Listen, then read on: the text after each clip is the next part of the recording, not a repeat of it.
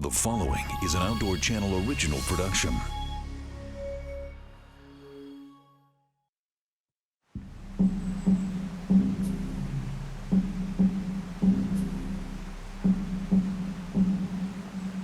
Montana, big sky country. Protecting this rugged wilderness is a brave group of men and women. These are the Wardens, dedicated to the preservation of the last best place.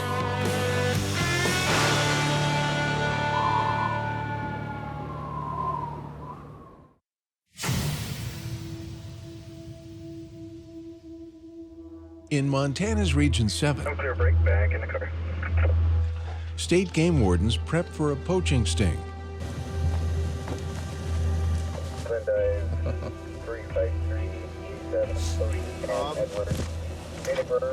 It's a pretty good spot. We'll be sitting a little far away in the vehicles, but... Warden Jim Miller wants to stop illegal shooters. What's that? Where are you going to put it at? We'll be down here another mile or so. Okay. So, follow me. Sweet. Is it ready to set up? Well, it's all tied up, but if you want, we could untie it. Dang it.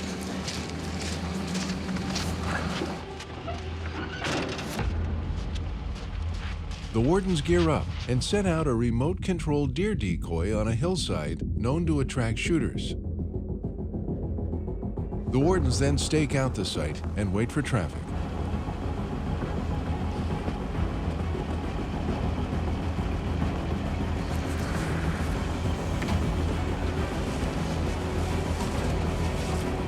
Miller controls the decoy.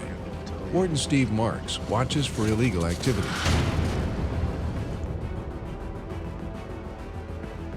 He spots a truck that stops near the decoy. I turn it around. The driver stops directly beside the decoy. Getting out. Wardens watch the passenger step out of the truck with a gun. Get over the hood.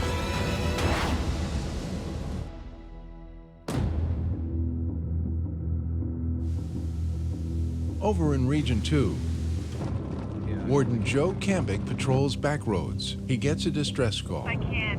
What's going on? There was a guy in a Ford truck going towards the horse trailer. Bailed past us and tried to go up Dempsey. And right up that, right when you go down to the creek bottom and you go around that corner. Yeah. Tips the horse trailer over. So, yeah, you might need some trade flies forward. All right. The caller reports a truck crash involving a horse trailer. She says there are still horses inside the trailer. Thank you. Right. Camic races to the crash site. Boy, oh boy, oh boy, oh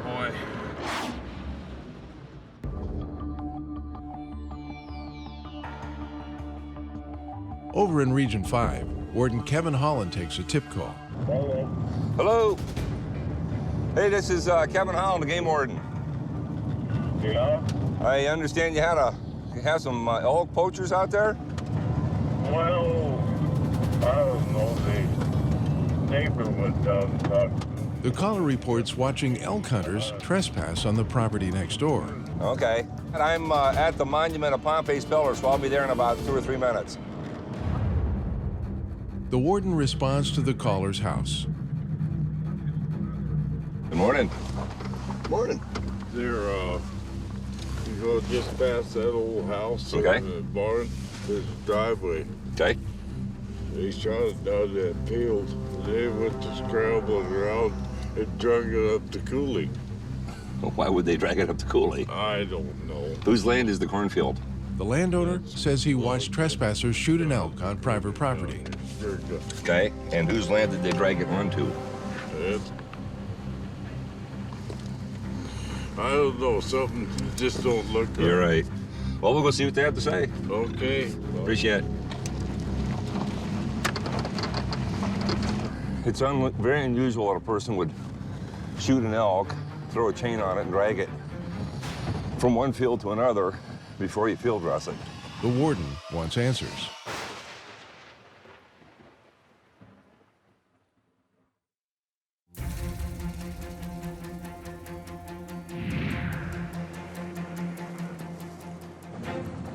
Montana Game Warden Joe Camic responds to a vehicle crash. A witness reported a horse trailer tipped with horses inside. Camic discovers the victims walking the road. The horses seem to be okay. Yes. And then I'm going to take them to the vet. You call for a tow truck. Camic decides to turn the call over to the Montana Highway Patrol.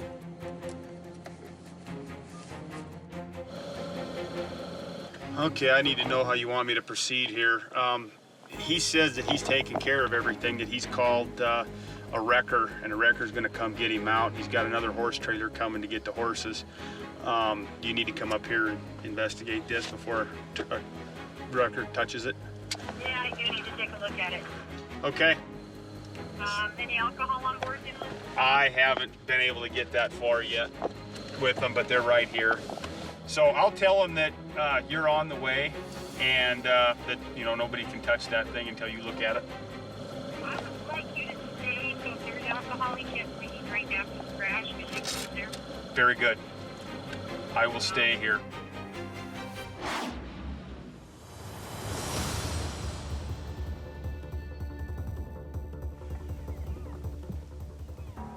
It certainly seems suspicious, so we'll see. Warden Kevin Holland searches for elk hunters accused of trespassing. A neighbor reported watching the hunters poach an elk on private property. The warden spots a truck and He hunters. shot from the other side of the road, off in the field. It's Vince's field. We've been hunting up here for weeks. Okay, who did the shooting? You did, We huh? both were, but Okay, cool. Well, my name's Kevin Holland. So is this your first one, or? First elk, huh? Cool. Pull that baby off. Let's see what you got. You know what day it is? Yep, November 16th. You sure? Yep. Okay. Are you sure you got the right day? You're sure? I'm very sure. Okay, you did.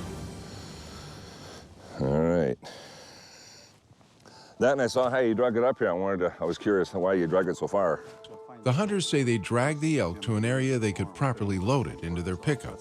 what we drug it here for. Yeah, well, that makes sense. I can see that. Well, just to make sure I do my due diligence, I'm gonna call to make sure. And if you got permission, it's not a big issue, but. He come and got 4 pictures from me just last night. Okay. So let me go back and get my clipboard and we'll write down the information. Yeah, have you got it? Okay. Warden Holland calls the landowner. Hello. Hello, Vince. Yeah, Hi, this is Kevin Holland, the game warden. How you doing? pretty good. That's good. You may have heard we had some action out here in your property this morning. Sherman come over here with his boy, and they had some elk down here in this worked up alfalfa field south of the canal. And the boy got a nice cow, but I wanted to just double check. He did have permission, correct? Oh, yeah. Okay. Yeah, double does. Yeah, I figured he did. Okay. Thank you much. Have a good day. Yep. You bet. Bye. The hunter's story checks out.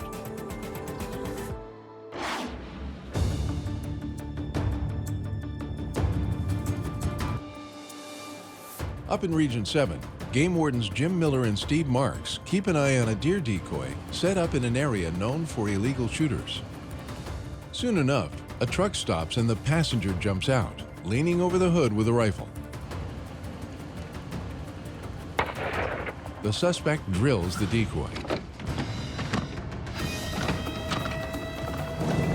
Shooting again. Both wardens try and stop the shooter. Stop the truck! Warden Marks jumps out to question the men. Warden Miller arrives to back him up. Stay in the truck for me, please. You have your hunting license handy? Okay, you're shooting off a county road. Oh, yeah. Okay. At a deer. Okay. How many times did you shoot? Twice. Twice. Okay. You're Kim, sir? Yes, sir. You have a driver's license handy? You know, I did have, but when I gave it to him this morning, I can't find it since then. He looked at it earlier. Okay. I just talked to these guys earlier today. Okay. Do you have a hunting license, sir? No. I have, yeah, I actually have the hunt license. I have the tag, that's the only tag. You just have a whitetail B license? Yes, Okay, that's the only one I have. okay. And he's shooting out a mule deer buck. Okay, there's a buck, I know. Yeah. Yeah. But nobody has a buck license in the vehicle? No, nobody here has a buck.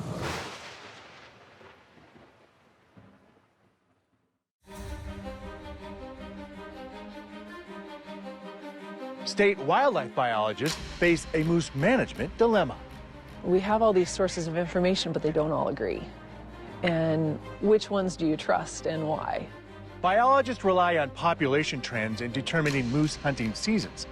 Biologists monitor these trends through annual aerial surveys, where they count and classify each moose, and hunter-harvest surveys, which use information from hunters in the field. But sometimes, these two methods provide contradicting information. I'll come back from a great classification survey and find another 40 moose, and then hear from another hunter that they had a really tough time finding their target again this year. Now, an ongoing moose research project is hoping to verify these moose monitoring methods. We're trying to take all those different pieces of data we collect and sort of calibrate them together to really provide some information about how well the information kind of line up. Because of the cost, not all moose populations are counted from the air, but hunter-harvest data is readily available. So verifying the methods will help wildlife managers be more confident in their season settings in the future. We can take some of the data that the biologists have already collected and basically ask some of those questions already of, well, how well do these hunter statistics tell us what we're seeing when we're going out and flying for them? Researchers hope to have an answer to this dilemma in the next couple of years, which for local biologists won't come a moment too soon. I'm Winston Greeley, out among Montana's fish, wildlife, and parks.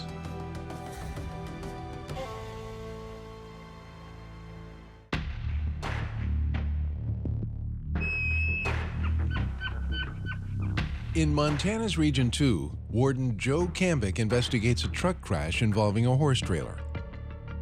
Although the driver and passenger and the horses in the trailer seem okay, the warden asks the driver to stay on site until the highway patrol arrives. There will be one of those intelligent. Yeah, I haven't even been there yet, but that's the driver. Okay. And where's the trailer at? Up around the corner? Around the corner, right to there. The state trooper wants to find out if the driver is sober.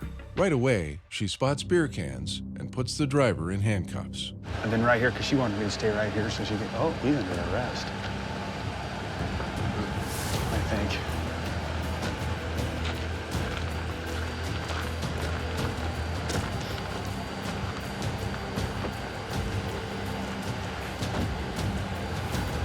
$61. What's that? 61. Possibly.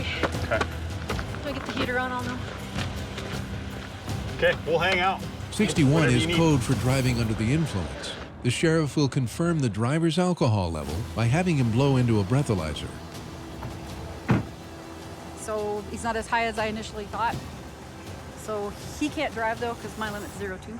Okay. So somebody's gonna have to come get his truck and him. Oh, well, he lucked out.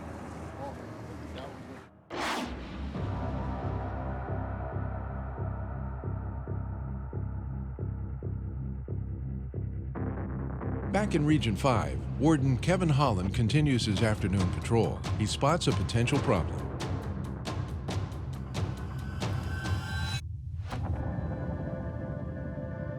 So I'm driving down the road and I see this blood spot. There shouldn't be any blood on the road. You know, by the time things are on the road, they should be dead and not be bleeding. You look over here, you can see where a truck pulled off to the side. If I went down the ditch, you can see a few boot prints here. Gives me an idea that it was a full-grown adult man. You know, he's got bigger size. That's probably a size 12 or something. You look over here, you can see the drag marks back and forth. So we're gonna go over here, see if we can find the actual kill site. Then we're gonna come back here and see if we can find any brass on the road and see if we can find where they shot from the road and left brass. So we'll go take a look-see.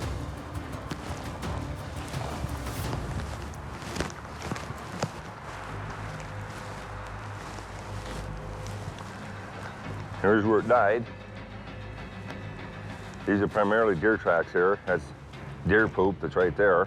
Thing was probably, could have been laying in his bed and they saw it. Clearly it was shot from the road. The road's only 30, 40 feet away. The warden decides to collect evidence.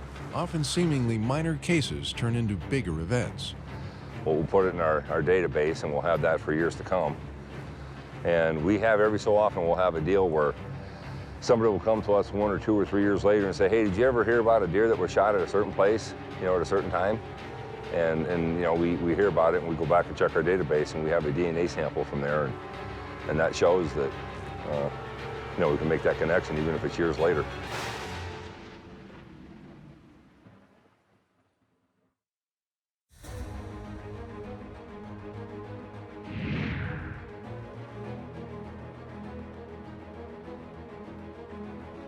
In Montana's Region 7, state game wardens have a truck stopped.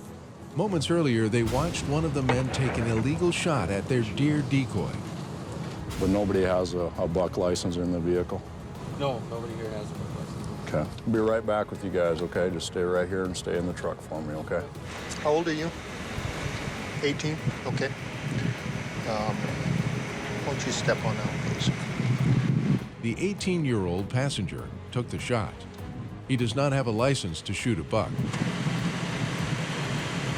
Hey, Kim, I'd like to talk to you, too. Time to get out? Yeah, come on.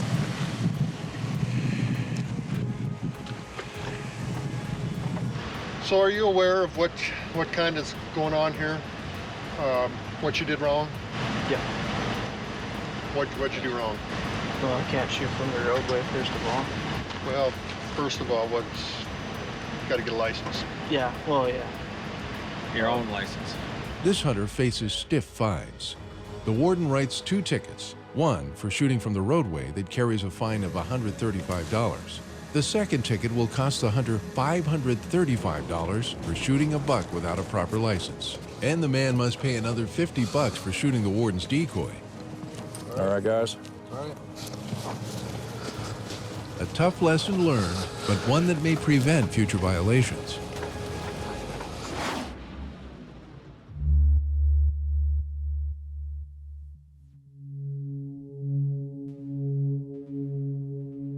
Over in Region 2, Warden Joe Camic clears the horse trailer crash. Just up the road, he spots a pickup with a deer in back. Not unusual in these parts, except...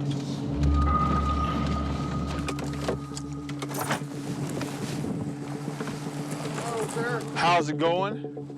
Well,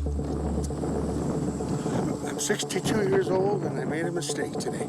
Okay, what happened? I thought it was a big mule buck by 8 o'clock this morning, or a whitetail. It was a grizzly. And I just stepped out with the sled. This side. I saw him at 8 o'clock and I didn't leave him, Joe. I left, I drug him out. You don't have a muley permit? I don't. And it's not tagged either? It is. I tagged it. Oh, it is tagged. I tagged it. I thought it was a muley. White. Or a whitetail, I mean, Joe, I did. When I saw him coming through the trees there. Okay. You have your cell phone on you? I do. Did you think to call? Take the call. Did you think to call me or call? Well, that's I told Benjamin, let's just get it out here and See, it makes me a lot more suspicious when I catch you with the deer in the truck. I understand. You know, you've been hunting long enough that, I mean, that does side look like a whitetail. The other side looks like a mule deer. But what we got to go by is the tail and the body. So, all right. Not going to crucify you on this deal, okay? But I do have to write you a ticket. That's fine. I do have to take the deer. I can do that. Okay. Yeah, I'm not going to sit here and, I mean, it is what it is, and yeah. We'll take care of it. You got your conservation on you, John? I got everything right here. The warden writes 2 tickets for hunting without a proper license and possession of an illegally harvested animal. The fine runs $535, and the hunter could lose his privileges to hunt. Camic will also take the deer to the local food bank. even good people make mistakes sometimes, and and maybe they don't know how to handle it, but I sure don't like that, you know. This day and age with cell phones, he gets service up there. I could have had that phone call right away, and it would have been a little bit easier on him, but as it is, I still think he's telling me the truth. He got buck fever. He looked at that one side, does kind of have the whitetail look to it. So, I don't know. I'll put a good word in for him with the judge and see what she says, but I still, maybe I'm just too soft. Maybe I believe people. But he seemed like a pretty nice guy. Screwed up. Oh well, we all do it.